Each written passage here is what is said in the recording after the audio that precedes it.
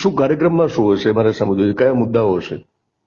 મુદ્દાઓની અંદર અમારા 3 મુદ્દા છે, જેની અંદર ગુજરાતના ખેડૂતોનું 3 લાખ રૂપિયા સુધીનું પાક ધિરાણ માફ થવું, એ સાથે જે 2019નો જે પાક વીમો બાકી છે એ તમામ ખેડૂતોને સમયસર અત્યારે હવે મળી જાય, અને બીજા નંબરની અંદર ટેકાના ભાવે જે સરકારે 125 મણ સુધીની વાત કરી છે, પણ ગયા વર્ષે 200 મણ સુધીની ખરીદી થઈ હતી, એ રીતે આ વર્ષે પણ 200 મણ પૂરેપૂરી ખરીદે. અને બીજી એક માંગ છે કે જે વરસાદના કારણે મગફળી પડી ગયેલી છે, તો પલળી ગયેલી મગફળી સરકાર નહીં લે તો પછી વેપારી તો કેવી રીતે ન્યાય કરી શકે? તો આ પલળેલી મગફળી છે એ પણ સરકાર ખરીદી લે, એ અમારી માંગ છે. આ 4 માંગો સાથે અમે સરકાર સમક્ષ આ રજૂઆત કરવા જઈ રહ્યા છે. માંગ ન સંતોષાય તો પરેશ ગોસ્વામી આગામી દિવસોમાં શું કરવાના છે?